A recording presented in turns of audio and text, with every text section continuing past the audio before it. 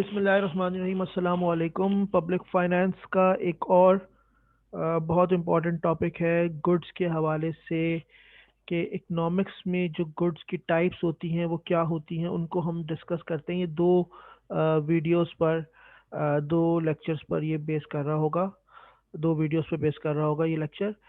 सबसे पहले अगर हम गुड को डिफाइन करें, there are four types of goods in economics which are defined based on excludability and rivalrousness. दो चीज़ें इसमें होती हैं, राइवलरी आ जाती है और एक्सक्लूडेबल गुड्स होती हैं। तो ये क्या होती हैं, इनको हम डिस्कस करते हैं। की टर्म्स जो की पॉइंट्स यूज हो रहे हैं, private goods are excludable and rival. क्या है एक्सक्लूडेबल राइवल, नीचे अभी हम उसको देखते हैं। Examples of private goods include food and clothes. Common goods होती हैं नॉन एक्सक्लूडेबल एंड राइवल होती हैं। Classic example is fish stock in international water. जो समंदरों में मछलियां होती हैं उसको उन्होंने कॉमन गुड्स का नाम दिया है।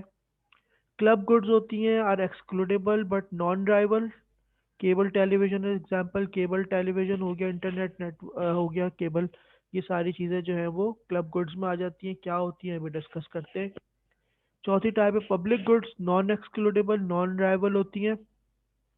दे include public parks and air we breath.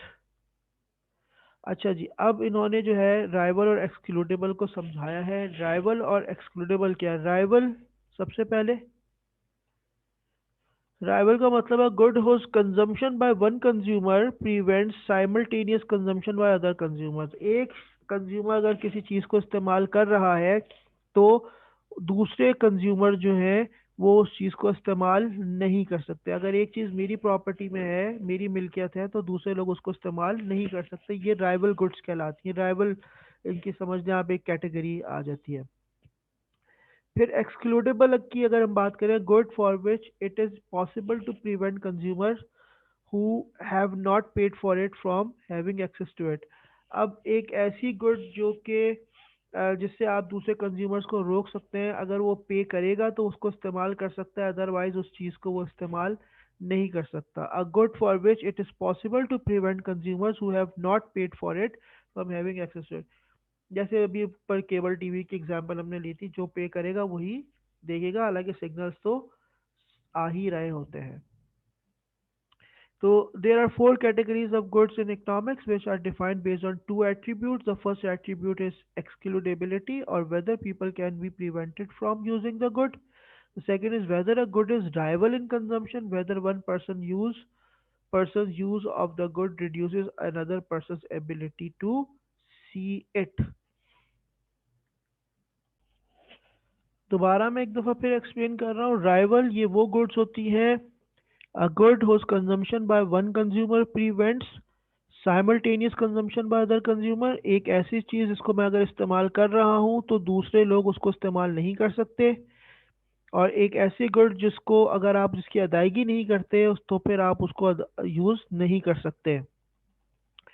और ये इसमें थोड़ी सी है। अच्छा, अब इन्होंने कुछ और बातें बताई हैं। National defence provides an example of a good that is non excludable. Excludable, payment की जाए जिसकी।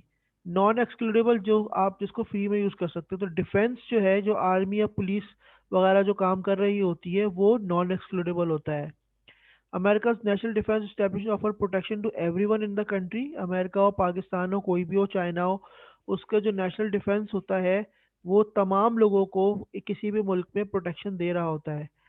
अच्छा, इसी तरह items on a sale in store on the other hand are excludables. एक डिपार्टमेंटल स्टोर है, दुकान है, वहाँ पे जो चीज़ें बिक रही हैं वो एक्सक्लूडेबल है, जिनकी अदायगी किए बगैर आप हासिल नहीं कर सकते। The store owner can prevent a customer from obtaining goods unless the consumer or customer pays for it.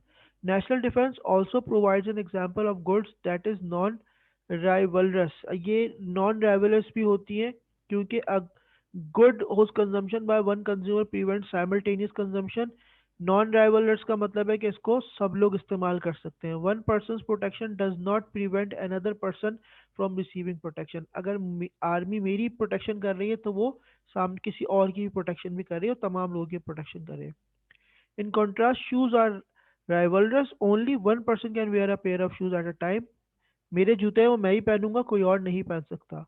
A good whose consumption by one consumer prevents simultaneous consumption by another consumer। मेरे कपड़े मैं ही पहनूंगा, मेरे जूते हैं मैं ही उनको इस्तेमाल करूंगा। इसी तरह इन्होंने इन दो एट्रीब्यूट से चार कैटेगरीज गुड्स की बनाई गई हैं, यानी राइवल और एक्सक्लूडेबल से चार बनाई है। Rivalries, non rivalries, excludable, non excludable. अब अगर वो चीज़ें जो एक्सक्लूडेबल होती हैं और राइवलरस होती हैं, food, clothing, cars, personal electronics, मैं उनको जो है वो खुद इस्तेमाल करता हूँ, उनके लिए खुद पेमेंट करता हूँ, ये मेरी अपनी ज़ाती मिल्कियत होती है, इसलिए मैंने उनको प्राइवेट गुड्स का नाम दिया है। एक्सक्लूडेबल होती हैं लेकिन नॉन राइवलर्स होती हैं। एक्सक्लूडेबल का मतलब है पेमेंट मैं करता हूँ, लेकिन नॉन राइवलर्स का मतलब है कि इसको कोई भी इस्तेमाल कर सकता है। सिनेमाज है, मैं पे कर रहा हूँ लेकिन दूसरे लोग भी इस्तेमाल कर सकते हैं। प्राइवेट पार्ट्स हो गए, सैटेलाइट टीवी हो गया। नॉन, अच्छा, फिर कॉमन गुड्स होती हैं नॉन एक्सक्लूडेबल बट राइवलर्स होती हैं। पेमेंट कोई भी कर सकता है, किसी सबके लिए होती हैं, लेकिन हर कोई इनको अपने हिसाब से यूज़ करता है।